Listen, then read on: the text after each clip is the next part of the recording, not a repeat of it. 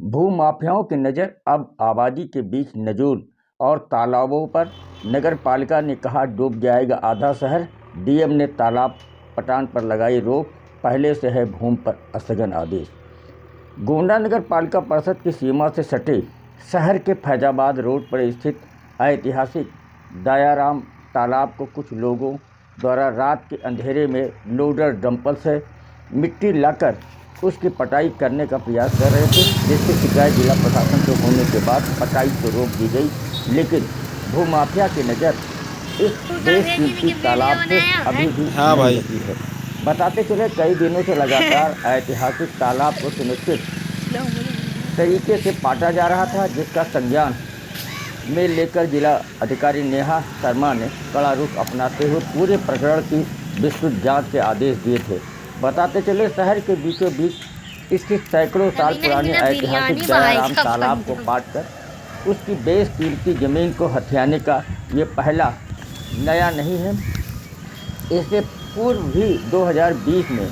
तालाब को पाटने की योजना बनाई गई थी, जो सफल नहीं हुआ था। अभिलेखों में दर्ज जमीन के खातेदारों से आवासीय प्लाट के रूप में कुछ लोगों द्वारा बैनामा कराकर वर्ष 2020 में इस पर कब्जा करने का प्रयास किया था, जिसमें स्थानीय मोहल्ले के लोगों की शिकायत पर तत्कालीन जिलाधिकारी नितिन बंसल ने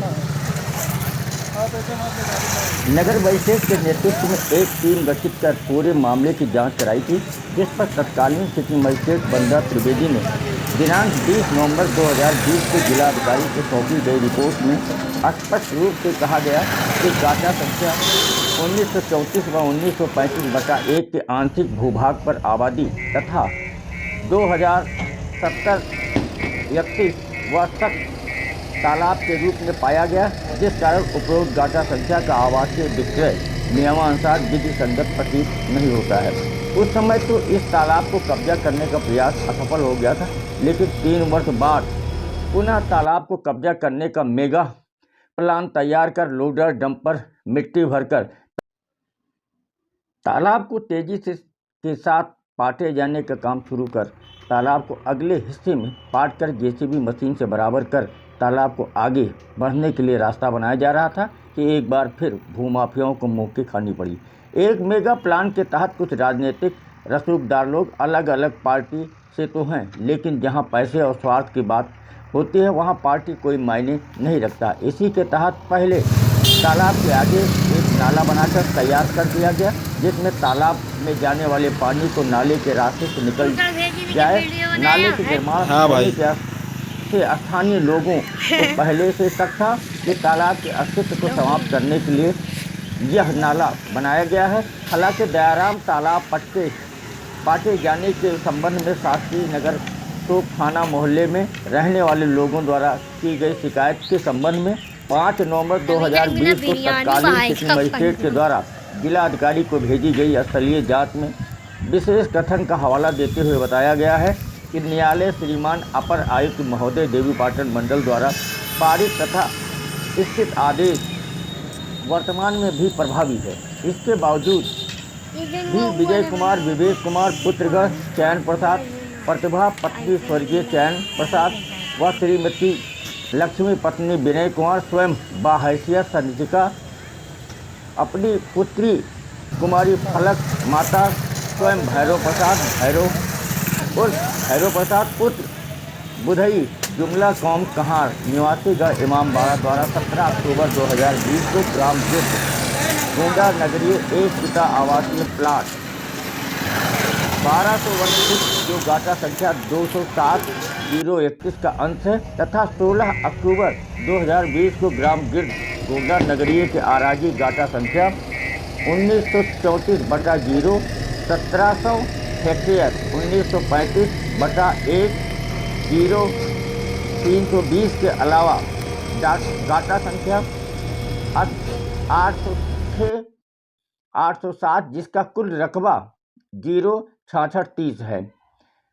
0 संपूर्ण अंश को आवासीय प्लाट के रूप में विक्रय किया गया है, जबकि स्थलीय जांच में गाटा संख्या 1934 व 1935/1 के आंशिक भूभाग पर आबादी तथा गाटा संख्या